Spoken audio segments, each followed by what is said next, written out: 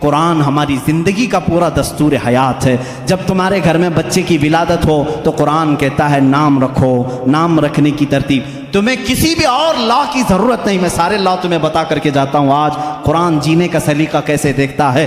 بچہ پیدا ہو تو نام رکھو، وَإِنِّي أُعِيذُهَا بِكَ وَذُرِّيَّتَهَا مِنَ الشَّيْطَانِ سَمَّيْتُهَا مریم۔ حضرت حنا نے کہا میں اس کا نام مریم رکھی ہوں۔ یہاں سے پتہ چلتا ہے بچہ پیدا ہونے کے بعد سب سے پہلی ڈیوٹی ماں باپ کی نام رکھنے کی ہے۔ اس کے بعد کیا ڈیوٹی ہے قرآن سے پوچھا، قرآن کہتا ہے وَالْوَالِدَاتُ يُرْضِعْنَ أَوْلَادَهُنَّ حَوْلَيْنِ كَامِلَيْنِ۔ والداؤں کو، ماؤں کو یہ چاہیے کہ اپنے بچوں کو دودھ پلائیں۔ ہم نے قرآن سے پوچھا کتنے دن پلائیں، حملہ وفصالہ 30 شہرا، حمل اور اس کو چھڑانا، دودھ کی پوری مقدار 30 مہینے ہے، جس میں سے کم 6 مہینے پریگننسی کے ہے، 24 مہینے دودھ پلانے کی مدت ہے۔ قرآن نے یہ دودھ پلانے کی ایام رضاعت بتائی۔ اس کے بعد پھر پوچھا بچہ جب بڑا ہو جائے تو کیا کہا جائے، کہا باپ کو چاہیے کہ وہ نصیحت کرے۔ پورا سورہ لقمان پڑھو، یا بنی انہا ان تک مثقال حبۃ من خردل فتکن فی صخرۃ او فی السماء او فی الارض یأتی بها اللہ۔ بچوں کو نصیحت کرو، اے بیٹا گناہ کرو گے ذرے کے برابر بھی ہو تو اللہ تعالیٰ تمہیں وہ قیامت کے دن دکھائے گا۔ باپ یہ بچے کو سمجھائے اقیم الصلاۃ وامر بالمعروف وانہی عن المنکر واصبر علی ما اصابک۔ باپ اپنے بچے کو تربیت یہ کرے، قرآن سکھا رہا ہے، میں پوری زندگی بتا کر کے جاؤں گا، اے بیٹا نماز پڑھ، برائیوں سے رک، اچھائیوں کی بات کر، اور جو بھی مصیبت آئے اس پر صبر کر۔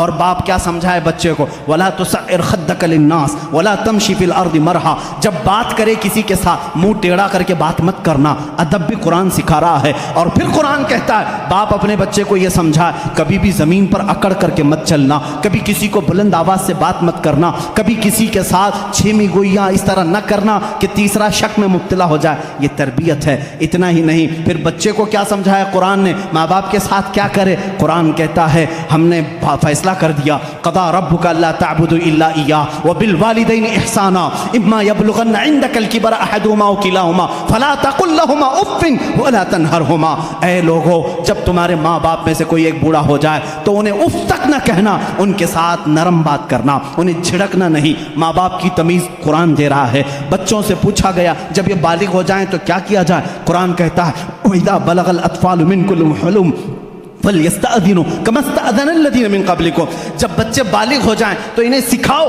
کہ جب بھی گھر میں آئیں تو اجازت لے کر کے آئیں، اجازت کے ساتھ آئیں، ماں باپ کے پاس بھی آئیں تو اجازت کے ساتھ آئیں۔ قرآن معاشرہ پورا بتا رہا ہے۔ کسی کے گھر جاؤ تو کیا کریں، اللہ تعالیٰ فرماتا ہے لا تدخلوا بیوتا غیر بیوتکم حتی تستأنسوا۔ اپنے علاوہ کسی گھر دوسرے گھر جا رہے ہو تو پہلے سلام کر لو، دروازہ کھٹکھٹاؤ، اور اگر جواب نہ آئے وَإِن قِيلَ لَكُمُ ارْجِعُوا فَارْجِعُوا، واپس ہو جاؤ۔ اتنا ہی نہیں، قرآن نے شادی کرنے کے بارے میں کہا فَانْكِحُوا مَا طَابَ لَكُم مِّنَ النِّسَاءِ مَثْنَىٰ وَثُلَاثَ وَرُبَاعَ۔ جب تم بڑے ہو جاؤ، استطاعت ہو تو تم نکاح کرو، جو تمہیں اچھی عورت لگے، 2 کر سکتے ہو، 3 کر سکتے ہو، 4 کر سکتے ہو۔ تمہارے لیے قرآن نے شادی کا نظام بتایا، اور اس کے بعد اللہ نے یہ نہیں فرمایا کہ کر کے چھوڑ دینا۔ قرآن یہ کہتا ہے اِن یکونوا فقراء یغنیہم اللہ من فضلہ، تم نکاح کر کے لاؤ، اگر تم فقیر ہو تو میں تمہیں غنی کر دوں گا۔ شادی کا نظام ہونے کے بعد کیا اللہ اللہ ہی کرتا رہے، صرف نماز ہی پڑھتا رہ جائے؟ نہیں، قرآن نے کہا فَإِذَا قُضِيَتِ الصَّلَاةُ فَانْتَشِرُوا فِي الْأَرْضِ وَابْتَغُوا مِنْ فَضْلِ اللَّهِ۔ جب نماز ہو جائے باہر نکلو، روزی تلاش کرو۔ حلال روزی تلاش کرنا نماز کے بعد سب سے بڑا فرض کام ہے۔ تمہیں کہا تجارت کرو، تجارت کرو اور ایک دوسرے کے ساتھ معاملات کریں، تو ہم نے قرآن سے پوچھا تجارت کیسے کریں؟ رب تعالیٰ فرماتا ہے یا ایھا الذین آمنوا اذا تداینتم بدین الی اجل مسمی فاکتبوا۔ جب تم کسی کے ساتھ معاملات کرو تو لکھ لیا کرو، اگر لکھنا نہیں آتا کسی اور کو بٹھا کر کے اسے گواہ بناؤ، اس سے لکھوا کر کے تجارت کرو۔ اتنا ہی نہیں، قرض کے معاملات آئیں اس کے لیے قرآن کہہ رہا ہے تجارت کے معاملات میں قرآن نے کتنا نفع لے سکتے ہو، کتنا لے نہیں سکتے، یہ سب چیزیں بتا رہا ہے۔ اب آؤ وہ معاملات جو تمہارے زندگی میں آتے ہیں، برائیاں جیسے، قرآن تمہاری آنکھوں پر پابندی لگا کر کہہ رہا ہے قل للمؤمنین یغضوا من ابصارہم ویحفظوا فروجہم۔ اے محبوب آپ مومنوں سے کہہ دیں اپنی آنکھیں نیچی رکھیں، اپنی شرمگاہ کی حفاظت کریں۔ عورتوں کو رب تعالیٰ فرما رہا ہے اے عورتیں اپنی نگاہیں نیچی رکھیں، اپنے بدن کو کسی کے سامنے ظاہر نہ کریں۔ ہاں اگر تم بے پردہ ہو سکتی ہو الا لبعولتہن او آبائہن او اخوانہن او بنی اخواتہن او نسائہن، صرف تم اپنے شوہروں کے پاس، اپنے باپ کے پاس، اپنے بھائیوں کے پاس اپنے بھتیجوں کے پاس، اپنے بھانجوں کے پاس، ان کے پاس تم بے پردہ آ سکتی ہو۔ عورتوں کو یہ معاشرتی سلوک بتا رہا ہے۔ ہم نے پوچھا قرآن سے شوہر اور بیوی کا آپس کا تعلق کیا ہونا چاہیے، کیسا ہونا چاہیے؟ قرآن کہتا ہے ہن لباس لکم وانتم لباس لہن، وہ تمہارا لباس ہیں اور تم ان کے لباس ہو۔ لباس ایک دوسرے کے بدن کو چھپاتا ہے، مرد عورتوں کے عیبوں کو چھپائے، عورت اپنے مردوں کے رازوں کو چھپائے، یہی ایک کامیاب زندگی کی علامت ہے۔ قرآن اتنی ہی بات پر ختم نہیں کرتا، بلکہ تمہیں دنیا میں کتنی چیز لینا چاہیے، کتنی چیز چھوڑنا چاہیے، وہ بھی قرآن کہتا ہے۔ اولاد کہیں تمہیں رب کے ساتھ آنے سے فتنہ نہ بن جائے، مال تمہارے لیے فتنہ نہ بن جائے، اس سے اتنا ہی لگاؤ رکھنا جیسے سمندر میں کشتی تیرتی ہے، سلامتی سے نکلتی ہے۔ یہ دنیا سمندر ہے، تم کشتی میں ہو، اگر سمندر کشتی میں آ گیا، پانی اندر آ گیا تو کیا ہوگا؟ ڈوب جائے گی۔ اسی طرح تم دنیا میں کھا پی کر کے چلو، اگر دنیا تمہارے اندر آ گئی ڈوب جاؤ گے۔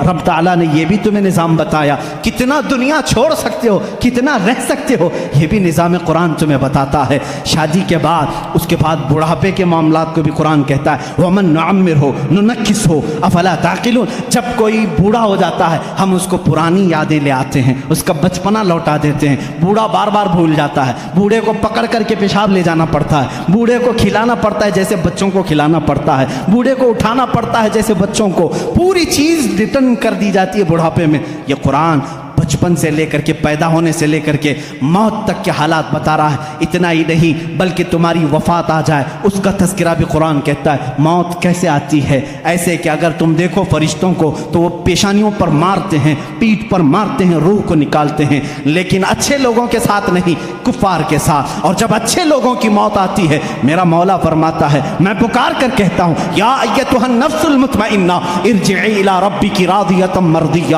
فادخلی فی عبادی وادخلی جنتی۔ میں کہتا ہوں اے پاکیزہ جان کے مالک آ جا، میں بھی تجھ سے راضی ہوں، تو بھی مجھ سے راضی ہے، میرے بندوں میں شامل ہو جا، میری جنت میں داخل ہو جا۔ یہ موت تک کا تذکرہ ہو گیا۔ اور اس کے بعد جب قبروں پر دفن کراتے ہو وہاں بھی قرآن تمہارا ساتھ نہیں چھوڑتا، بلکہ کہتا ہے الہاکم التکاثر حتی زرتم المقابر۔ اے لوگو تمہیں دنیا کہیں غافل نہ کر دے، تم جاؤ قبروں کی زیارت کرو، دیکھا کرو وہ آج بڑی طاقت کے باوجود بھی بے حس لیٹے ہوئے ہیں، تمہیں قبروں کی زیارت تک کی بات بتا رہا ہے۔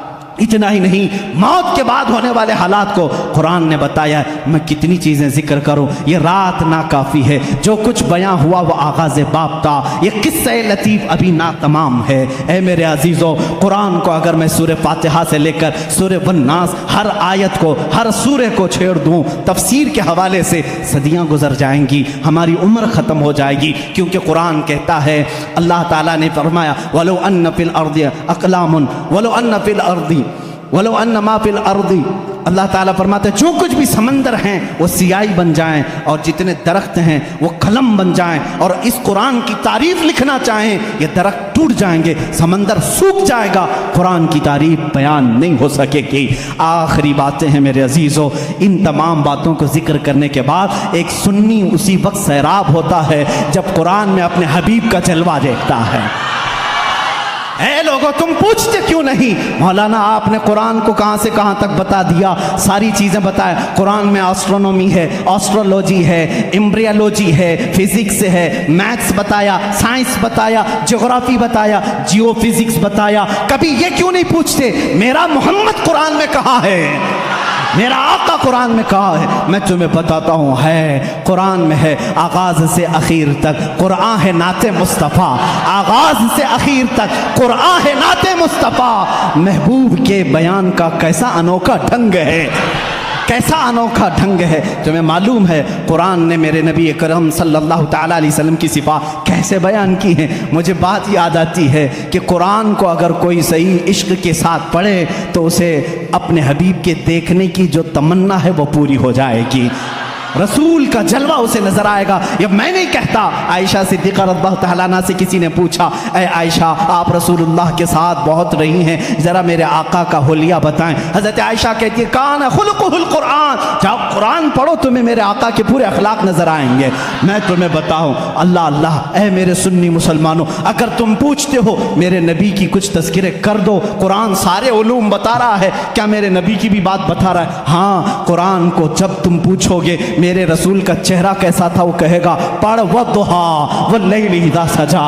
اگر تم پوچھو گے اے قرآن کیا میرے نبی کی زلفیں بھی ہیں، وہ قرآن کہے گا واللیل اذا یغشا، رات کی تاریکی کی طرح تیرے رسول کے زلفیں تھی۔ اگر تم پوچھو گے قرآن اور بتا میرے نبی کا حلیہ، قرآن کہتا ہے میں تجھے بتاتا ہوں اس کے ہاتھ، وما رمیت اذ رمیت ولکن اللہ رما، جب اٹھتے ہیں ہاتھ اس کا ہوتا ہے، دست قدرت اللہ کا ہوتا ہے۔ اور تم پوچھتے ہو اس کی زبان کیا ہے، وما ینطق عن الہوی ان هو الا وحی یوحی، وہ کچھ اپنے پیٹ سے نہیں بولتا، اس کی زبان سے جو نکلتا ہے وہ وحی الہی ہوتی ہے۔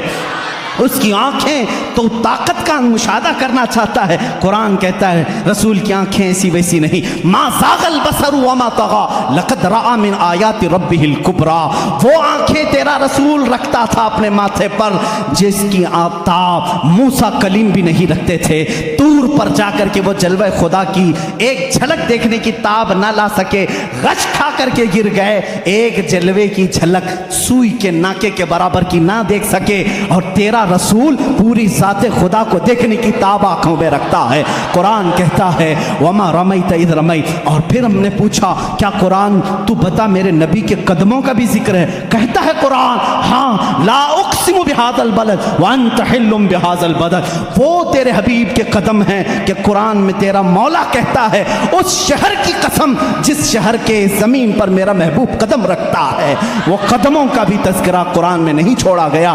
ہم نے قرآن سے پوچھا اچھا بتا اس رسول کی شان کیا ہے؟ مولا قرآن میں کہتا ہے، قرآن جواب دیتا ہے اے بندے تیرے بس کی بات نہیں، اس محبوب کی شان یہ ہے انا اعطیناک الکوثر فصلی لربک وانحر، بلکہ قرآن دوسری جگہ کہتا ہے ورفعنا لک ذکرک، تیرے رسول کے ذکر کو ہم نے بہت بلند کیا ہے۔ تو جو چاہے میرے عزیزو، کسی کے چاہنے سے تو گھٹائے سے کسی کے نہ گھٹا ہے نہ گھٹے گا یا رسول اللہ، جب بڑھائے تجھے میرا اللہ تعالیٰ تیرا۔ عزیزان گرامی، قرآن نے ایک ایک نقش پاک میرے آقا کے بیان کیے ہیں، اسی لیے شاعر نے کیا سچ کہا ہے، آغاز سے اخیر تک قرآن ہے نعت مصطفیٰ، محبوب کے بیان کا کیسا انوکھا ڈھنگ ہے۔